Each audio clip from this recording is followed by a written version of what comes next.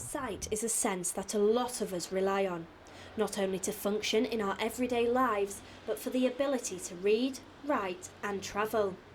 But what would we do if one day we lost our ability to see?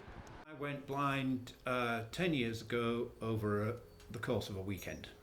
I had a condition which affects only about 1 in 15 million people, and when it first happens, of course, it's devastating because you can't drive your car, you can't see what's on your dinner plate, and worst of all, you can't read your correspondence. For the first time in your life, you have to get used to asking for help. Yeah. And that's hard because we all want to be independent people who don't need help. We shouldn't have to ask for help, but we do, and you have to get used to that.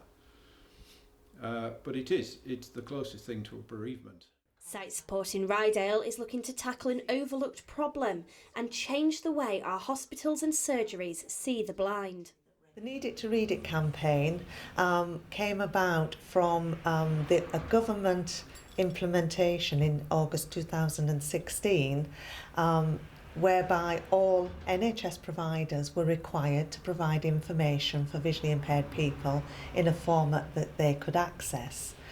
After the implementation, the NHS England did a survey of local medical practitioners, hospitals, NHS establishments, and it was found that not many had actually got on board with the requirements, and that people who with a visual impairment still weren't receiving information in their preferred format. It's important that everyone can get their own doctors and health correspondence and test results from hospitals to be able to get them themselves and read them themselves.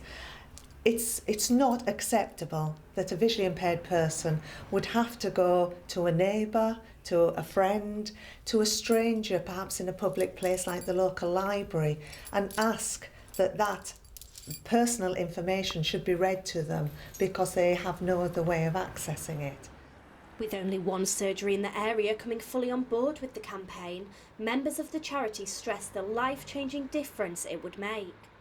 When you get information that you really need, like your medical health appointments or results or anything to do with your personal health, it should be in a format that you can read.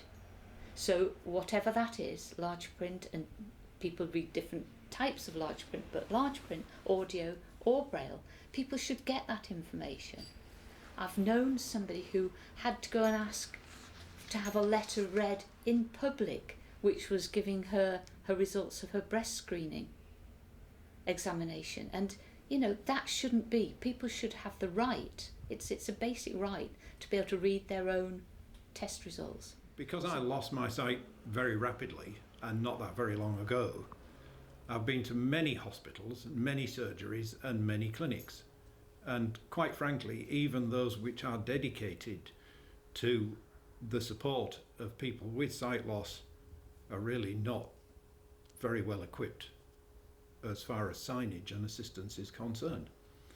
So I have first-hand experience of having to struggle in a strange place, in a strange town, having got myself there anyway, which is a major feat.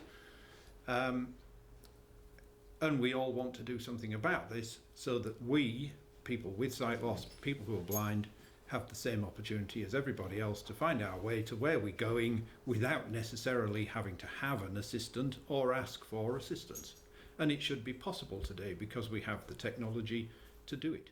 While the charity is campaigning for change, the members reflect on the new lease of life their dogs have given them.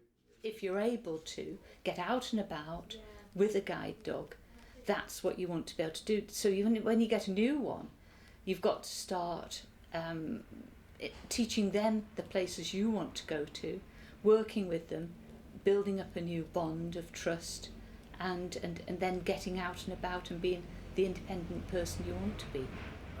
I tried to go out and it was always a disaster. I walked into things and had to have stitches in my head, and I fell down steps and dislocated my knee.